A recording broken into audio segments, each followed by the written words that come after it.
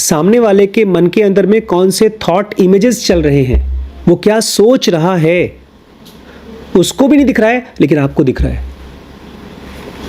कहानी सुनी है आप लोगों ने ना, नानक गए थे राजा साहब के सामने, उसमें फिल्म में सीन है ये, नानक शाह फ़कीर में, और ये बड़ी फेमस कहानी है कि उनको बोला कि आप भी हमारे साथ नमाज़ पढ़िए। नानक नमाज़ पढ़े ही नहीं, राजा साहब ने नमाज़ पढ़ा, पीर ने नमाज़ पढ़ा, सब ने, मौलवी ने नमाज़ पढ़ लिया।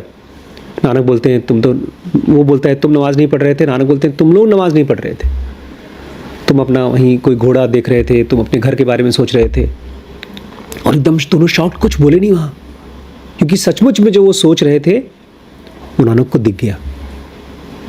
कृष्णमूर्ति भी इस चीज़ को आराम से देख पाते थे लेकिन कभी उजागर नहीं करते थे।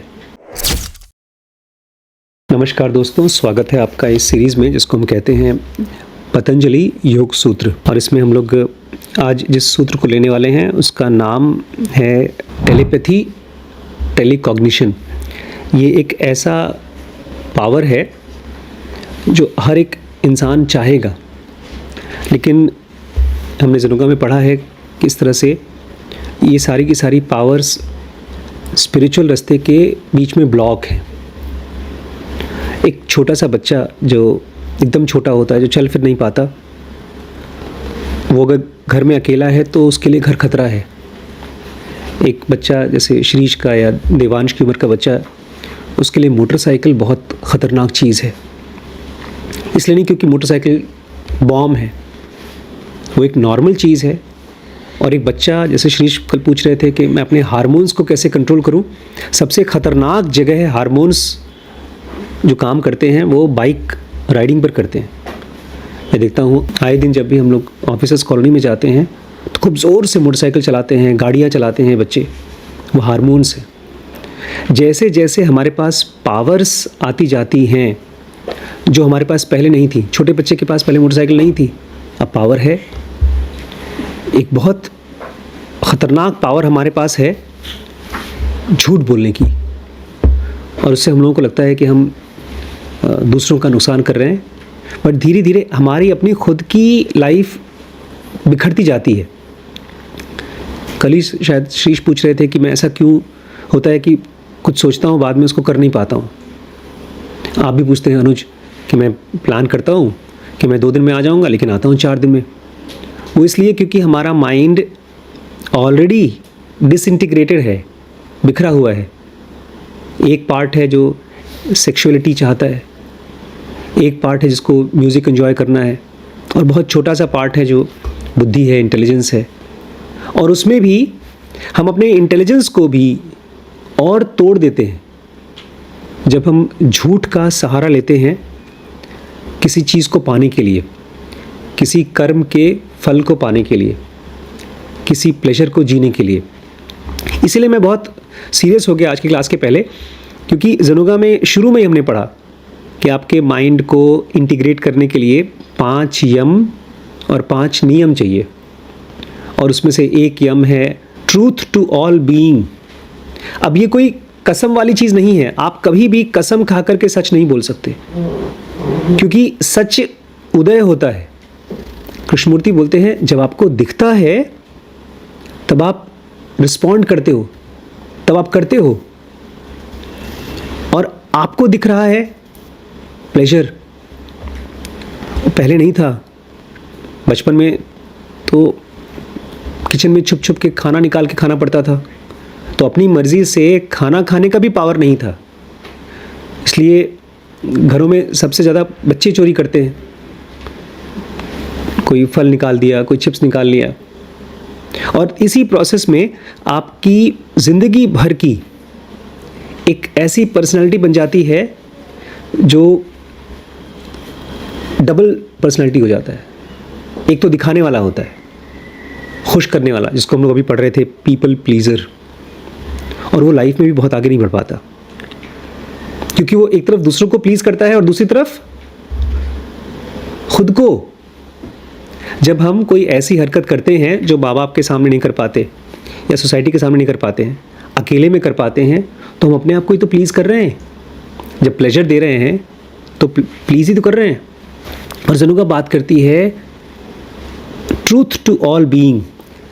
ये तो एक ऐसी आग जलाने की बात कर रही है ज़नुगा जिसके ज़रिए ये संसार जल जाए, आपकी आंखों के सामने विचार पूरी तरह से ख़त्म हो जाएं, और जब आप दीवार देखें, पेड़ देखें, पहाड़ देखें, उसके पार आप देख सकें उस चीज़ को जो इटर्नल है, जो कभी ख़त्म नहीं होती।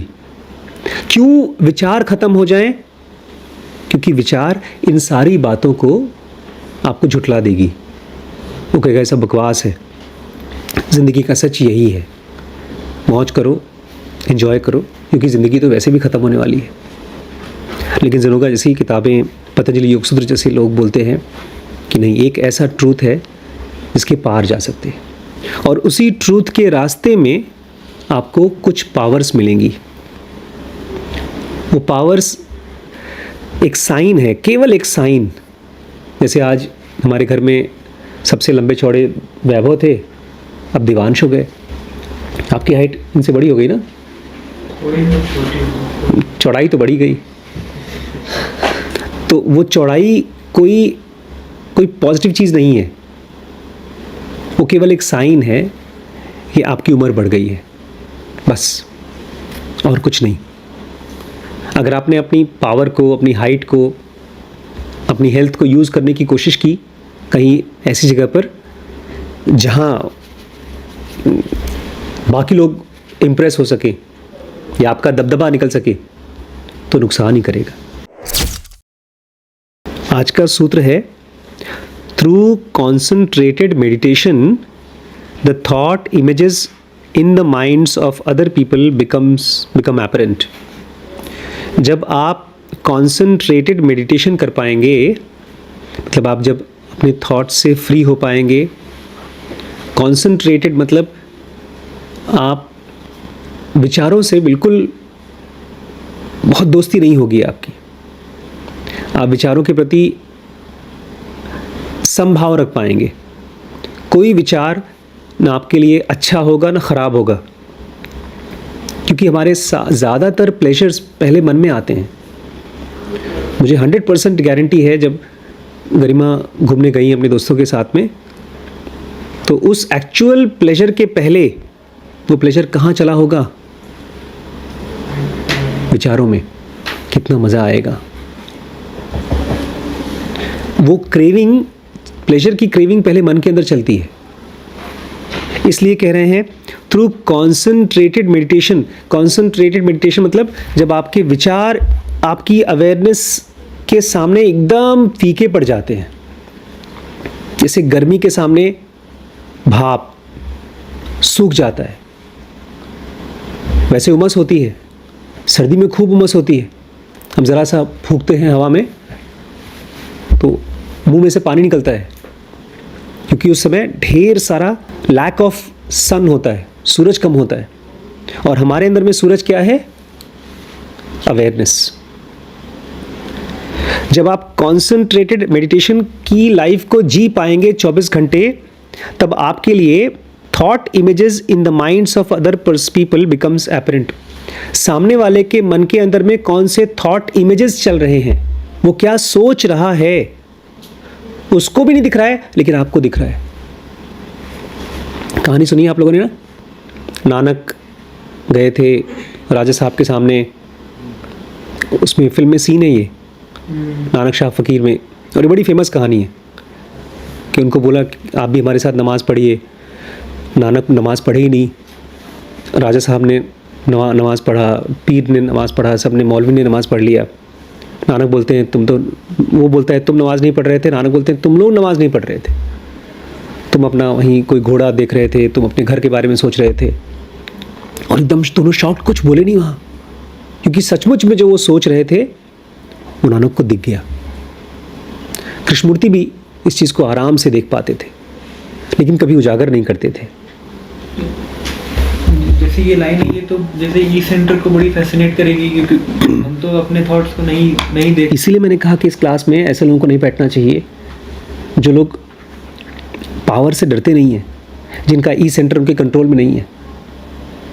अगर मैं आपसे कह दूं कि अब मेरा और बड़ी मम्मी का प्लान है कि हम लोग 1 महीने के लिए बाहर जा रहे हैं और ये पूरा घर आपके लिए फ्री, जो मर्जी आया करो, ऑफिस में से भी कोई नहीं आएगा, कोई कंट्रोल नहीं, कोई बाधा नहीं है आप लोगों की लाइफ में, तो आप खुश होगे कि दुखी होगे? बहुत खुश होगे। क्यों खुश होगे? पावर मिलती है। क्योंकि आपके पास कोई पावर मिलने वाली है और उससे आप उसको एंजॉय करने के बारे में सोच रहे हैं। बहुत खुशी। तुम नहीं खुश हो रहे हो? अरे जो मर्जी आओ खाओ, तो मैं वैसे भी खाता हूँ। जब मर्जी हो पॉन्ड देखो, किसी फ्रेंड को लाना है फ्रेंड को लाओ, किसी के घर जाना है घर जाओ। नहीं, आपको पता है क्यों नहीं दिख रहा है ये चीज़? क्योंकि आपकी ज़्यादातर जो स्ट्रॉन्ग डिज़ायर्स हैं वो आप कर पा रहे हैं यहाँ पर। आपने कहा मुझे जो खाना है खा पा रहा हूँ, आपकी बाकी डिज़ायर्स बची ही नहीं है। कोई गर्लफ्रेंड नहीं है आपकी जिसको आप घर पे ला सकें, आपको वो नहीं करना। कौन सी पार्टी चलती है आजकल? पूल पार्टी करना ही नहीं है। अब बहुत हुआ तो कार चलानी होगी, वो अपना थोड़ा बहुत चला लेंगे। कोई नशा नहीं करते आप, अकेला घर उसको चाहिए। मुझे चाहिए था जब मैं बम्बई में रहता था, जैसे ही मम्मी जाती थी भगवान का मैं इतना शुक्र मचाता था, जाने तक तो एकदम शरीफ बनता था एकदम। थ्रू कॉन्सेंट्रेटेड मेडिटेशन ये अपने आप को आपको करवाना होगा। खाना खाते समय कैसे करेंगे कॉन्सेंट्रेटेड मेडिटेशन? खाने को बहुत ध्यान से खा करके अपने अंदर की प्रेफरेंसेस को निकाल करके, मुझे पसंद नहीं आ रहा है, उसको देखिए उस विचार को। अगर वो खाना सड़ा हुआ नहीं है, हेल्दी है, तो आप खाइए।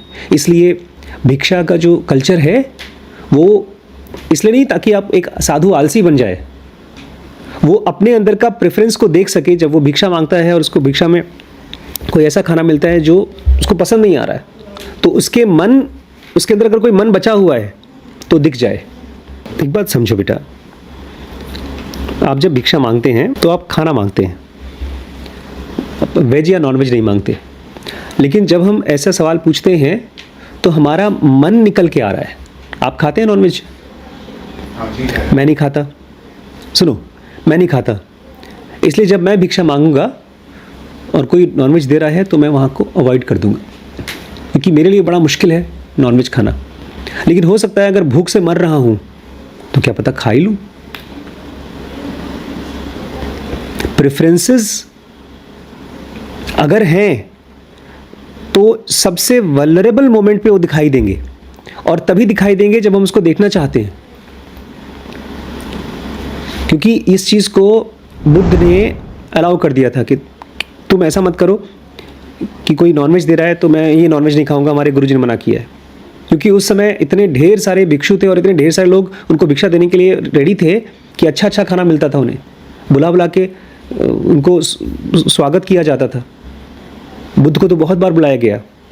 लेकिन कॉन्सेंट्रेटेड मेडिटेशन के लिए आपको अपने माइंड को ऑब्जर्व करना है अलग अलग एक्टिविटी में। जैसे हम लोग ने जब चश्मा खरीदा उस समय खूब स्ट्रॉन्ग प्रेफरेंस गरिमा का निकल के आया। मेरा भी निकलता है। जब मैंने अपना जीन्स खरीदा था बचपन में, बताया था आपको, 1400 रुपये का जीन्स लिया था आज से 30 साल पहले। जो मम्मी से कहा था फिर कि ये तो यहीं रखा हुआ। हाँ, मैंने झूठ बोल दिया था। थ्रू कॉन्सेंट्रेटेड, और ये भी मत सोचिएगा कि कॉन्सेंट्रेटेड मेडिटेशन कर लूँगा तो मुझे सामने वाले के विचार दिख जाएंगे। नहीं, ये ऐसा नहीं होता है कि आपने बटन दबाया और वो पावर आ गई।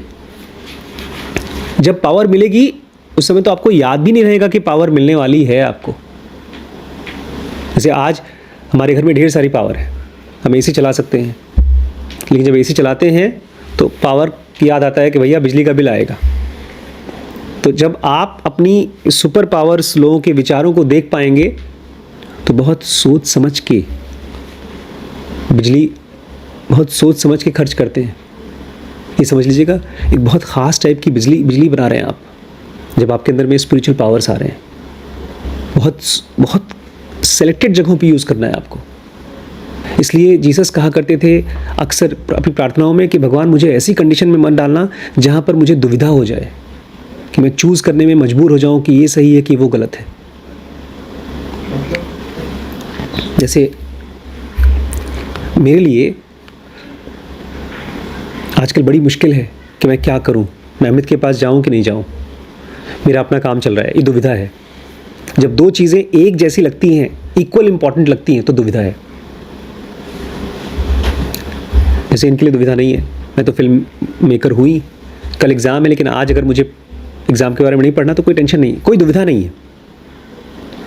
आपके अंदर दुविधा तब आएगी जब आप, क्योंकि दुविधा है हमारे अंदर में, एक पार्ट है जो सेक्सुअल है, एक पार्ट है जो इमोशनल है, और ज़रा सा पार्ट है जो इंटेलिजेंस है।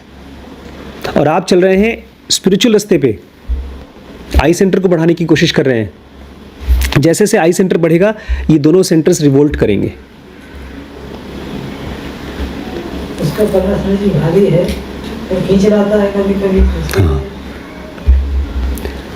कृष्णमूर्ति कहा करते थे first step is the last step. आप लोग छोटा सा दिया जलाते हैं जब पूजा पाठ करते हैं, गरिमा बहुत दिया जलाती हैं। ये दिया छोटा सा होता है, लेकिन ये दिया अंदर का दिया है।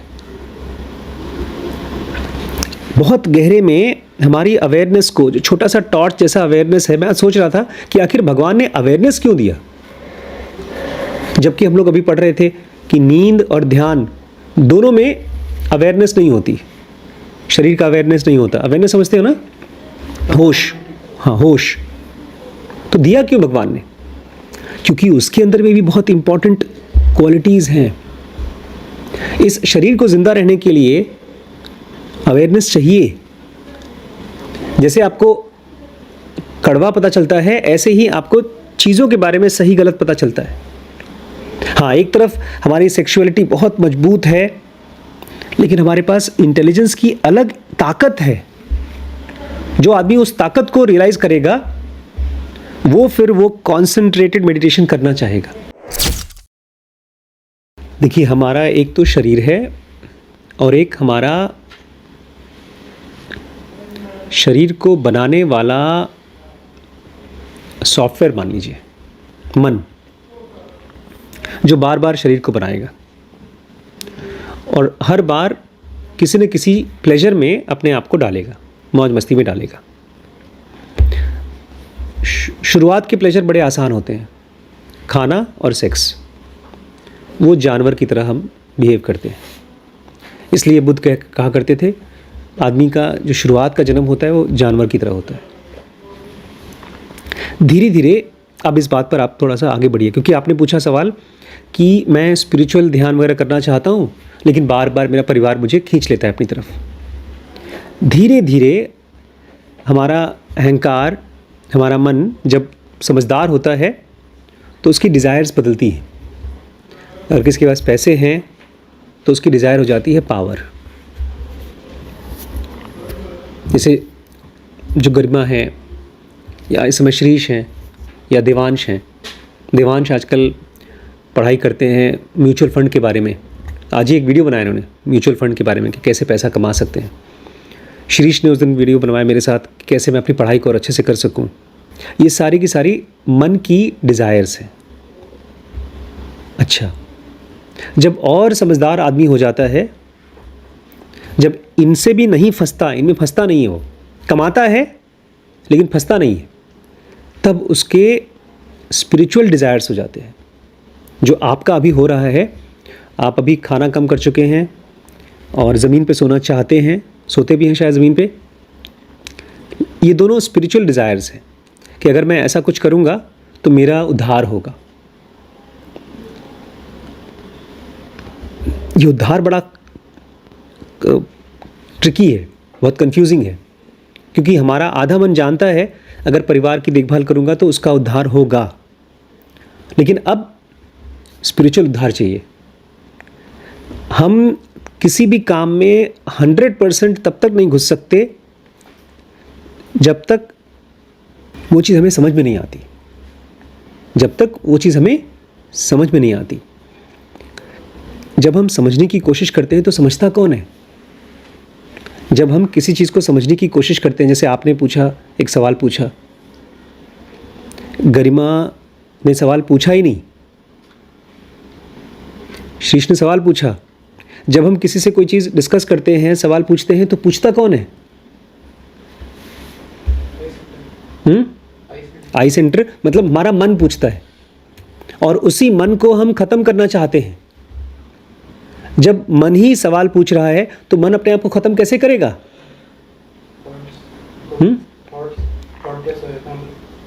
नहीं, अभी समझो, आपके मन में एक सवाल आया, आपने सवाल पूछा, जैसे उन्होंने सवाल पूछा, तो जो सवाल पूछने वाला थॉट्स है वो तो सवाल पूछ पूछ के और नए सवाल बनाएगा, और मैं कह रहा हूँ समझेगा नहीं, वो सवाल पूछकर जवाब लेगा, सवाल पूछ के जवाब लेगा, सवाल पूछ के जवाब लेगा, और उसी प्रोसेस में अपना और मजबूत होते जाएगा।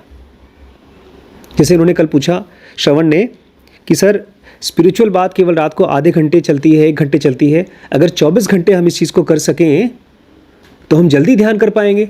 एक सिंपल लॉजिकल थॉट है कि नहीं? लेकिन ये एक्शन नहीं है, केवल विचार है। नहीं समझे? नहीं समझे ना? एक रमण महर्षि हैं, उनके मन में एक विचार आया कि मुझे तिरुवन्नमलाई जाना है और वहाँ पर पहाड़ों पे ध्यान करना है, या कहीं पर भी ध्यान करना है।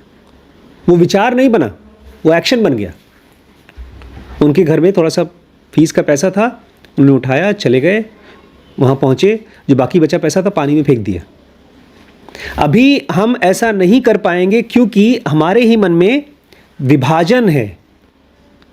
एक पार्ट है जिसको भूख लग रही है, सेक्स की भी भूख है, खाने की भी भूख है, पैसे की भी भूख है, और एक पार्ट है, छोटा सा पार्ट है, उसके अंदर में अब जिज्ञासा आ रही है, आत्मा को जानना चाहता है। और मैंने कहा कि जब तक आप किसी चीज़ को अच्छे से समझ नहीं पाएंगे तब तक आप उसमें आगे नहीं बढ़ पाएंगे, और समझ विचार से नहीं आता। समझ आता है कॉन्संट्रेटेड मेडिटेशन से। मैंने इसको हर बार देखा है। अगर मैं दिन भर आराम से शांत होकर के एक टॉपिक को पढ़ता हूँ,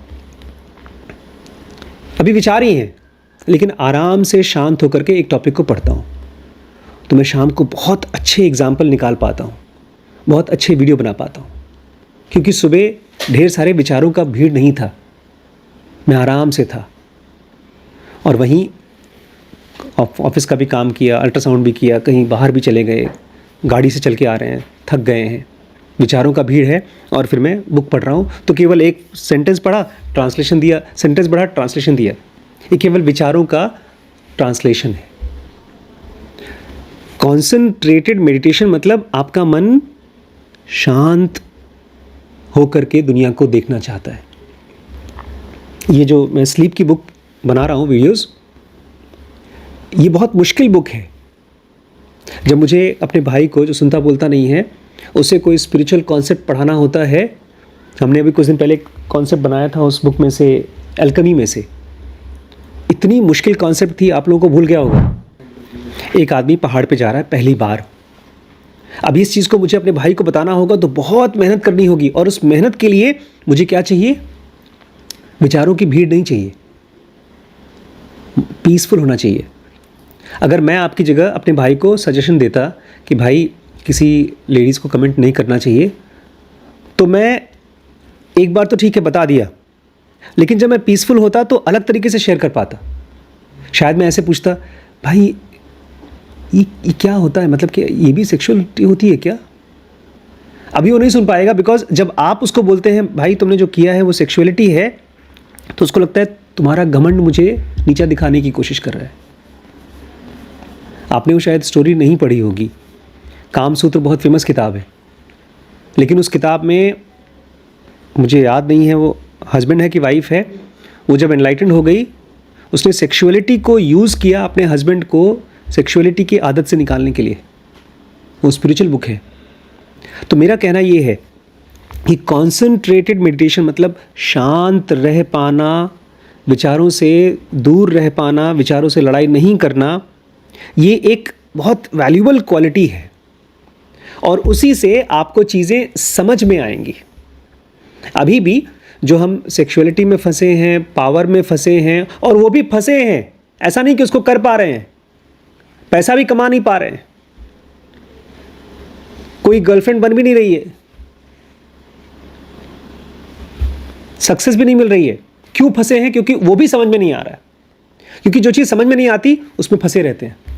ये बहुत अच्छा पॉइंट बोला आपने कि हमको अपने अंदर में एक स्पिरिचुअल एक्टिविटी चल रही होती है, लेकिन कोई और जब बोलता है कि ये स्पिरिचुअलिटी नहीं है तो हम कंफ्यूज हो जाते हैं। यही आपने कहा, इसमें कंफ्यूज करने वाला वो इंसान नहीं है, कंफ्यूज करने वाला है उसका विचार और मेरे दिमाग में चलने वाले ढेर सारे विचार। कंफ्यूज केवल विचार होते हैं, हम नहीं होते। जैसे कोई आदमी आपसे कहे कि ये दवाई खाओ, इससे तुम्हारा दर्द ठीक हो जाएगा, और आपके पेट में दर्द हो रहा है, तो आप बहुत कंफ्यूज नहीं होगे, दवाई खा के देख लोगे दर्द ठीक हुआ कि नहीं। स्पिरिचुअलिटी में ये जो कॉन्सेंट्रेटेड मेडिटेशन है, इसको ऐसे मान के चलो, कम विचार, जहां जहां कम विचार में हो सके वहां। लेकिन कम विचार का मतलब ये नहीं कि आप विचार ही नहीं करते, आप आराम से सोचते हैं। कह रहे हैं जब आप शांत होते हैं, कॉन्सेंट्रेटेड मेडिटेशन करते हैं, तो सामने वाले के मन में जो विचार चल रहे हैं वो दिखता है। उससे पहले किसका विचार दिखेगा आपको? अपना। लेकिन खाली दिखेगा नहीं, विचार चलते हैं समझने के लिए, समझ में आएगा। इस दुनिया में ढेर सारे शास्त्र लिखे गए हैं, यहाँ पर कम से कम 5000 किताबें होंगी, उसमें से 15-20 ऐसी किताबें होंगी जो भगवान की देववाणी होगी। ऐसी मुश्किल चीज़ें हैं जो लोगों ने 10-20 साल में खोजी हैं, लेकिन वो आई किसको मिली? जो माइंड शांत था। और फिर उसके आगे का स्टेप है, आप अपने विचारों को देख पाते हो, उसमें उलझते नहीं हो, तब दूसरों के विचारों को देख पाते हो, जैसे नानक के साथ जैसा हुआ। तो कोई आदमी कुछ भी कहे, कोई आदमी कहे कि तुम गलत हो, बट मैं जानता हूं और मैं जान सकता हूं इसी मोमेंट पर शांत होकर। आप वहां बैठे हैं, 10 मरीज आपके पास परेशान कर रहे हैं, उस समय आप नहीं जान पाएंगे। अपने आप को बोल दो इस समय मैं स्पिरिचुअल हूं, नॉन स्पिरिचुअल पता नहीं, मैं अपने काम कर रहा हूं। जब थोड़ा सा शाम हो जाएगा, खाली हो जाऊंगा, तब मैं समझ जाऊंगा। और लास्ट पॉइंट आज का, विचार अलग अलग रूप लेकर आते हैं, कभी बड़े खतरनाक और कभी बड़े खूबसूरत। तो स्पिरिचुअल लोगों की सबसे खतरनाक फंसाने वाले विचार हैं स्पिरिचुअल साधना का विचार। जैसे इनके मन में है कि मैं स्पिरिचुअल वर्क करूंगा, आपके भी मन में था कि एक स्पिरिचुअल आदमी कैसे काम करेगा, एक आश्रम होगा, वो मन में बड़ा अच्छा लगता है। जब होता है तब उसकी रियलिटी ऐसी होती है कि गए, पाइप डलवाया, पानी निकलवाया, जाके दुकान में से खरीद रहे हैं, बांस खरीद रहे हैं, मरीज देख रहे हैं। जो रियलिटी होती है किसी काम की, वो जब रियलिटी होती है मन से अलग होती है। मन में आश्रम बड़ा अच्छा लगता है। अभी कृष्णमूर्ति फाउंडेशन चले जाइए आप, तो बड़ा अच्छा लगता है, क्योंकि आप 1000-2000 रुपये दे करके उनके घर में रह सकते हैं। वो तब होगा जब आपके पास पैसे होंगे। लेकिन जो मजदूर वहाँ काम कर रहा है, खाना बना रहा है, जो झाड़ू लगा रहा है, जो वहाँ पर बागबानी कर रहा है धूप में बैठकर, उसके लिए तो वो काम ही है, और उसके लिए बड़ा स्पिरिचुअल काम नहीं है। तो जब मन के विचार शांत हो जाते हैं तो बचता है समझ, और वो समझ धीमे धीमे गहरा हो जाता है, और उसमें से निकलते हैं कृत्य, एक्टिविटी, और वो संपूर्ण होते हैं, पूर्ण होते हैं, उसमें कोई विचार नहीं होते। और फिर आप फ्रस्ट्रेटेड नहीं होते कि अरे यार मुझे तो करना था ध्यान, यहाँ मैं कुछ और कर रहा हूँ। हम लोग कुछ और जो कर रहे हैं, क्यों कर रहे हैं? क्योंकि हमारे मन में है विभाजन, डिवीजन। एक पार्ट है जो सेक्सुअलिटी के पावर के पीछे है, एक पार्ट है जो इमोशंस है, कंफ्यूज्ड है, उसको प्यार चाहिए, प्यार देना है, प्यार लेना है, और एक पार्ट है जो जिज्ञासा में है, क्यूरियस है। ये 3 अलग अलग पार्ट्स हैं। जैसे जैसे ये पार्ट्स हमको समझ में आ जाएंगे, ये एक होते जाते हैं, और जब ये एक हो जाता है तब उस एक तक पहुंचने में उसको आसानी होती है, तब उसको समझ में आता है।